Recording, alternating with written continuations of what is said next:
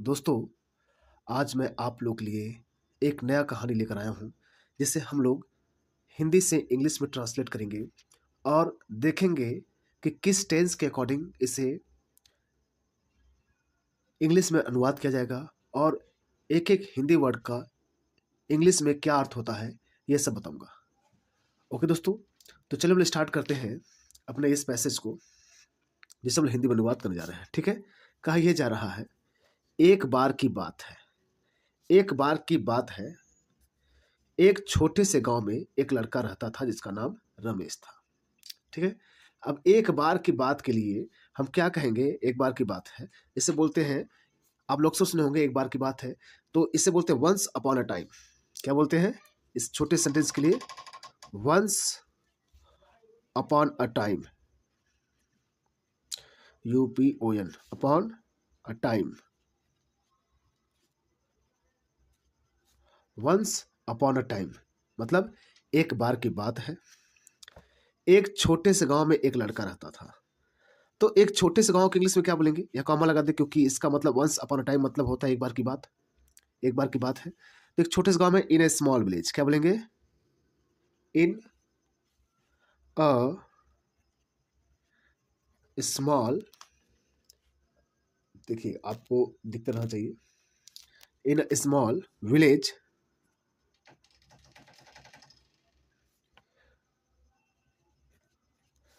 Once upon a time, एक बार की बात है, इन अ स्मॉल विलेज, एक छोटे से गांव में, ओके, एक लड़का रहता था। अच्छा, एक लड़का रहता था जिसका नाम क्या था? जिसका नाम रमेश था। अब एक गांव में एक लड़का रहता था। आपको याद होगा जब मैंने यूज ऑफ देयर पढ़ाया था तो मैंने बताया था देयर का यूज कहाँ होता है? जब किसी चीज में कोई चीज हो। तो आप खुद देख सकते हैं, लड़का कहाँ है? किसी गांव में है। तो किसी चीज में कोई चीज हुआ कि नहीं? लड़का गांव में रहता है, तो किसी चीज के अंदर कोई चीज है तो हम देयर का यूज करते हैं। तो देयर, क्या बोलेंगे? There, there lived. अब ध्यान दीजिएगा, थोड़ा सा राइटिंग मेरी ऐसी हो गई है, ओके। देयर, अब इसको हम सब्जेक्ट मानते हैं, लेकिन इंट्रोडक्टरी सब्जेक्ट होते हैं। इसका कोई अर्थ नहीं होता है, लेकिन स्थान को बताने के लिए इसका होता है, और किसी चीज में कोई चीज को बताने के लिए। तो देयर, उसके बाद वर्ब का सेकंड फॉर्म लगा क्योंकि पास्ट में है। देयर लिव्ड, रहता था, ओके। कौन? देयर लिव्ड अ स्मॉल या अ बॉय, एक लड़का रहता था। अ बॉय नेम्ड, क्या था? नेम्ड मीन्स नाम, नेम्ड मीन्स नाम या नाम का, ओके। नेम्ड, क्या था उसका नाम? रमेश था, रमेश। अच्छा, एक लड़का रहता था जिसका नाम क्या था? जिसका नाम रमेश था। अब एक गांव में एक लड़का रहता था। आपको याद होगा जब मैंने यूज ऑफ देयर पढ़ाया था तो मैंने बताया था देयर का यूज कहाँ होता है? जब किसी चीज में कोई चीज हो। तो आप खुद देख सकते हैं, लड़का कहाँ है? किसी गांव में है, तो किसी चीज में कोई चीज हुआ कि नहीं? लड़का गांव में रहता है, तो किसी चीज के अंदर कोई चीज है तो हम देयर का यूज करते हैं। तो देयर, क्या बोलेंगे? There, there lived. अब ध्यान दीजिएगा, थोड़ा सा राइटिंग मेरी ऐसी हो गई है, ओके। देयर, अब इसको हम सब्जेक्ट मानते हैं, लेकिन इंट्रोडक्टरी सब्जेक्ट होते हैं। इसका कोई अर्थ नहीं होता है, लेकिन स्थान को बताने के लिए इसका होता है, और किसी चीज में कोई चीज को बताने के लिए। तो देयर, उसके बाद वर्ब का सेकंड फॉर्म लगा क्योंकि पास्ट में है। देयर लिव्ड, रहता था, ओके। कौन? देयर लिव्ड अ स्मॉल या अ बॉय, एक लड़का रहता था। अ बॉय नेम्ड, क्या था? नेम्ड मीन्स नाम, नेम्ड मीन्स नाम या नाम का, ओके। नेम्ड, क्या था उसका नाम? रमेश था, Ramesh. Once upon a time, एक बार की बात है, इन ए स्मॉल विलेज, एक छोटे से गांव में, देयर लिव्ड अ बॉय, एक लड़का रहता था, नेम्ड रमेश, रमेश के नाम का, ठीक है। रमेश को पक्षियों से बहुत प्यार था। मतलब रमेश क्या करता था? पक्षियों से बहुत प्यार करता था, या बहुत प्यार था मतलब बहुत प्यार करता था। तो इसके लिए क्या होगा? प्यार करता था, तो इससे पास्ट डिफिनिट में है। अब पास्ट डिफिनिट में क्या होता है? सब्जेक्ट के साथ हम वर्ब का सेकंड फॉर्म लगाते हैं। तो कौन प्यार करता था? रमेश।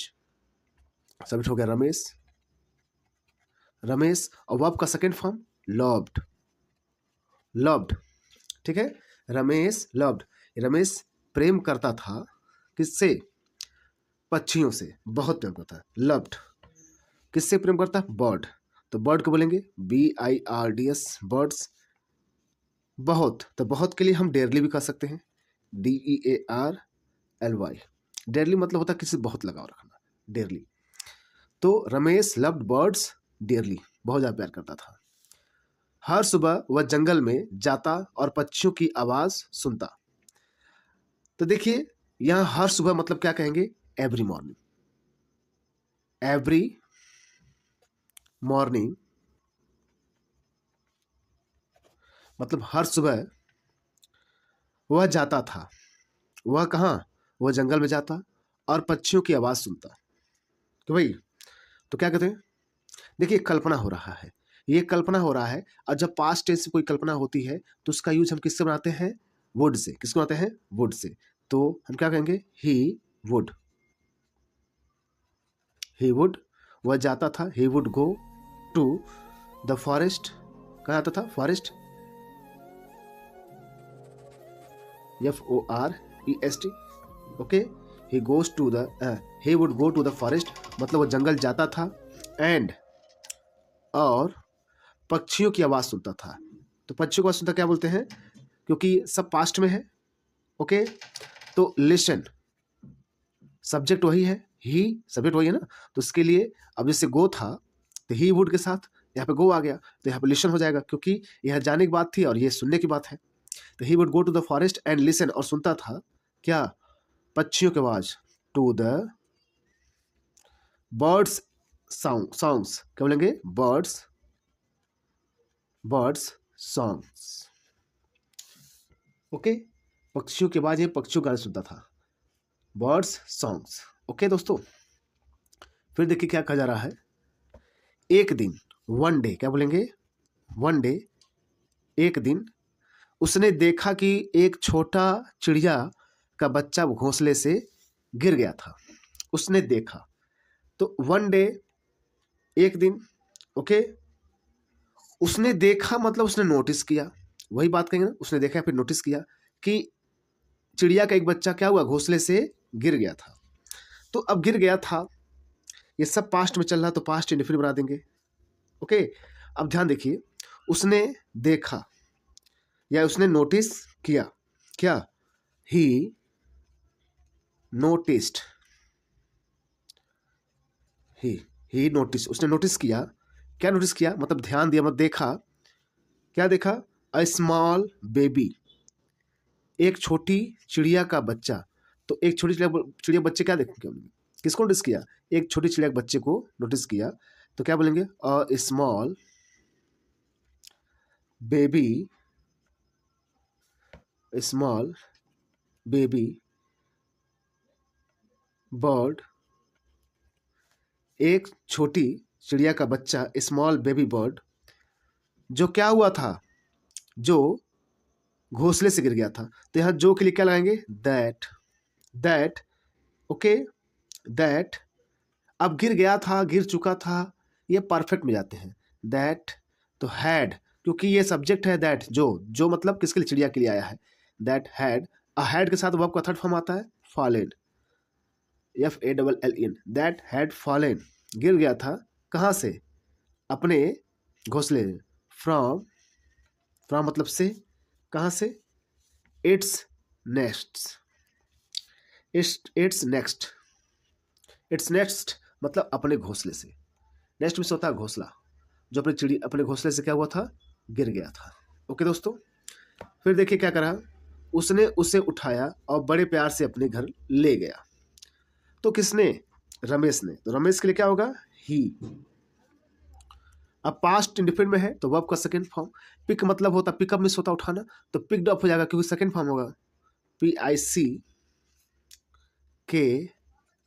पिक्ड, उसे उठाया, इट अप, मतलब पिक्ड इट अप मतलब उसे उठाया, ही, यही है, दमा समझ लीजिएगा। ही पिक्ड इट अप, वो उसे ऊपर उठाया और बड़े प्यार से अपने घर ले गया, ठीक है।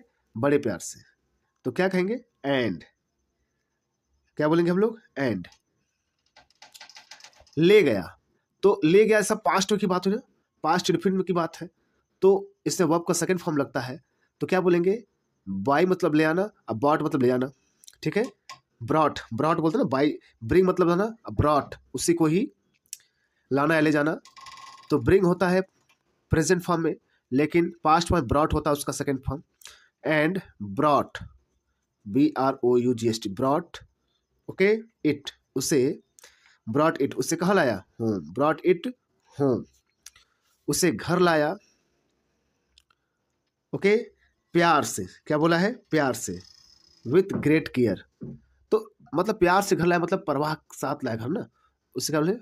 With great, GREATCRE, with great care, बड़े प्यार से उसे क्या किया? घर लाया। ओके दोस्तों, नेक्स्ट देखिए क्या कहा जा रहा है। रमेश ने उसकी देखभाल की, अभी पास्ट इंडेफिनिट में, तो सब्जेक्ट कौन है? रमेश है, रमेश।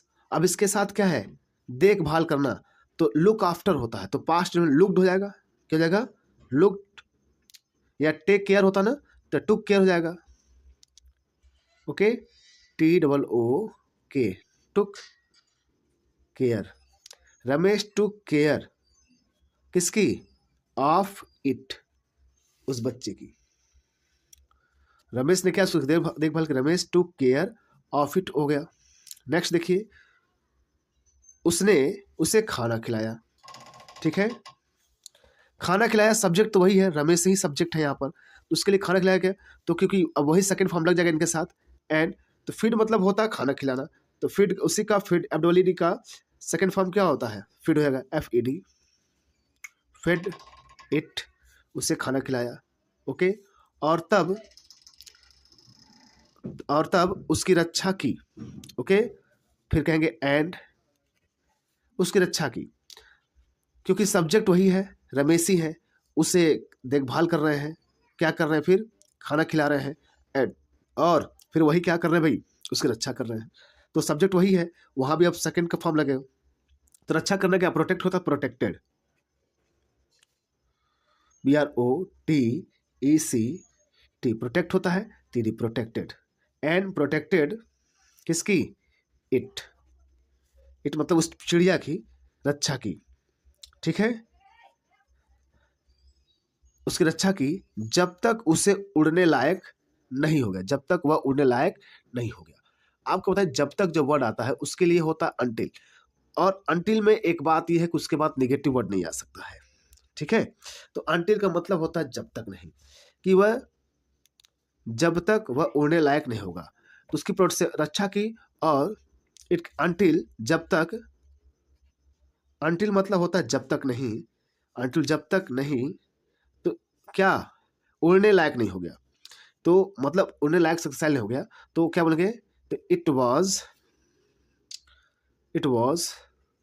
स्ट्रॉन्ग, हो गया, इट वॉज स्ट्रॉन्ग इनफ, तो मतलब वह स्ट्रॉन्ग, क्या? पर्याप्त, यानी पर्याप्त स्ट्रॉन्ग नहीं हो गया था, वो क्या? तब तक, अनटिल, तब तक क्या किया भाई? कैसे? क्या किसके स्ट्रॉन्ग हुआ? इट वॉज स्ट्रॉन्ग इनफ, जब तक वह नहीं हुआ, क्या? इट स्ट्रॉन्ग, वह स्ट्रॉन्ग हुआ इनफ टू फ्लाई, क्या करने के लिए? उड़ने के लिए, तब तक उसने क्या किया? उसकी रक्षा की, देखभाल की, उसे खिलाया, ठीक है। इनफ टू फ्लाई मतलब उड़ने के लायक होना, इनफ टू फ्लाई मतलब उड़ने के लायक हो जाना, तब तक उसकी। अब देखिए अंटिल के बाद नहीं आया है, नॉट नहीं आया, तो इसका मतलब अंटिल के बाद नॉट का यूज नहीं होता है। ओके दोस्तों, आगे बढ़िए, क्या कहा जा रहा है।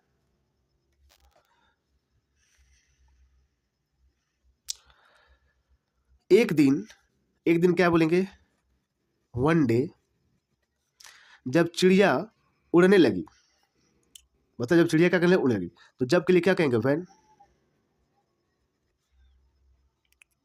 व्हेन जब चिड़िया उड़ने लगी, तो व्हेन द बर्ड, ओके, उड़ने लगी मतलब फाइनली, अंततः उड़ने लगी फाइनली। तो उड़ने क्या बोला, टुक फ्लाई, टेक फ्लाई होता तो टुक फ्लाई हो जाएगा, या टुक फ्लाइट, FLIGST, मतलब उड़ने के लिए लायक हो गई। तो जब बर्ड्स चिड़िया जो थी टुक फ्लाइट, उड़ने लगी, रमेश, उसने रमेश के कंधे पर बैठकर एक प्यारी सी आवाज निकाली। तो जब उड़ने लगी तो वो रमेश के कंधे बैठ गई और प्यारी सी आवाज निकाली।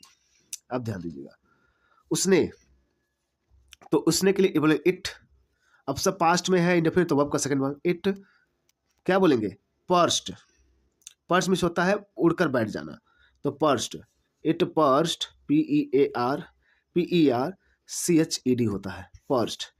तो इट पर्स्ट हो गया, वह उड़ गई, मतलब उड़कर बैठ जाना, कहाँ, ऑन रमेश के शोल्डर पर।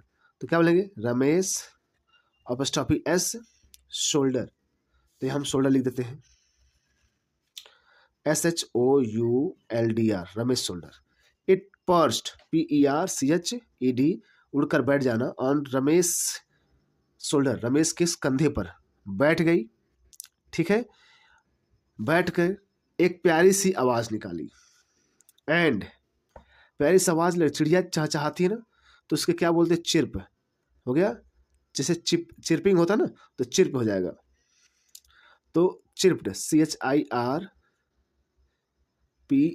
चिप्ड, स्वेटली, SWEETLY, स्वेटली हो गया। वो प्यारी सी आवाज में थोड़ा सी आवाज निकाली, जैसे वह कह रही हो धन्यवाद, वो मतलब धन्यवाद करने के मूड से वो बोल रही है, ठीक है। तो जैसे, तो मानो, जैसे मतलब एज इफ, मानो या फिर एज इफ मतलब जैसे हो गया। सेइंग, सेइंग मतलब कहना, तो कह रही है, मानो कह रही है धन्यवाद, तो उसको हम क्या बोलेंगे, इन्वर्टेड कॉमा तब लिख देते हैं, thank you, thank you, okay, thank you. Ramesh मुस्कुराया और उसे आसमान में उड़ते हुए देखता रहा। तो रमेश ने मुस्कुराया, तो अभी पास्ट में है, तो रमेश क्या बोलेंगे, स्माइल्ड, रमेश स्माइल्ड, कि भाई SMILED, क्योंकि पास्ट टेंस में तो आपका सेकंड फॉर्म, रमेश स्माइल्ड, उसका अब उसे आसमान उड़ते देखता रहा, एंड, अब देखता रहा, ठीक है, यानी देखता रहा, एंड वॉच्ड, वॉच में देखना, तो watched, WATCH, watched it, okay, उसे देखता रहा, शोर, उड़ते हुए, शोर मिस होता है उड़ते हुए, उसे वॉच्ड इट, शोर, उड़ते हुए, क्या बोलेंगे, शोर, उसे देखता रहा, कहाँ, आकाश में, into the sky, into the sky, आकाश में उड़ते हुए देखता रहा, इस तरह। तो इस तरह क्या बोलेंगे, in this way, in this way, इस तरह। रमेश ने सीखा कि इस तरह रमेश ने सीखा कि, तो इन दिस वे, इस तरह रमेश ने सीखा, तो रमेश ने सीखा मतलब रमेश ने जाना, तो क्या बोलेंगे, रमेश लॉर्ड, LEARNED, क्योंकि सीखा मतलब पास्ट की बात है, तो सेकेंड फॉर्म, लर्न होता लॉर्ड हो जाएगा, रमेश ने सीखा, दैट मतलब कि छोटी छोटी मदद से भी किसी की जिंदगी बदल सकती है, ठीक है। तो उसने क्या सीखा, दैट की छोटी छोटी मदद, तो छोटी मदद, इवन बोलेंगे, even small, even small acts of help, क्या बोलेंगे, even small acts of help, यानी सहायता के लिए छोटे छोटे जो एक्ट होते हैं, कार्य होते हैं, वो क्या करते हैं भाई, कैन चेंज, बदल सकते हैं, सकना सकने के लिए कैन होता है, कैन चेंज, बदल सकते हैं, समवंस लाइफ, किसी व्यक्ति के जीवन को, सम वंस लाइफ, किसी व्यक्ति के जीवन क्या कर सकते हैं, ये बदल सकते हैं। तो रहा दोस्तों ये आपका एक हिंदी पैसेज को, हिंदी कहानी को हमने इंग्लिश में ट्रांसलेट किया बिल्कुल ग्रामर के नियम के अनुसार, और एक एक वर्ड जो हिंदी में था उसका इंग्लिश में क्या मीनिंग था सब बताया मैंने। ओके दोस्तों, तो यदि आप इंग्लिश सीखना चाहते हैं, पढ़ना चाहते हैं, बोलना चाहते हैं, तो आप बिल्कुल मेरे इस YouTube channel let's learn English जरूर जुड़िएगा। मिलते हैं हम लोग नेक्स्ट वीडियो में। Thank you very much.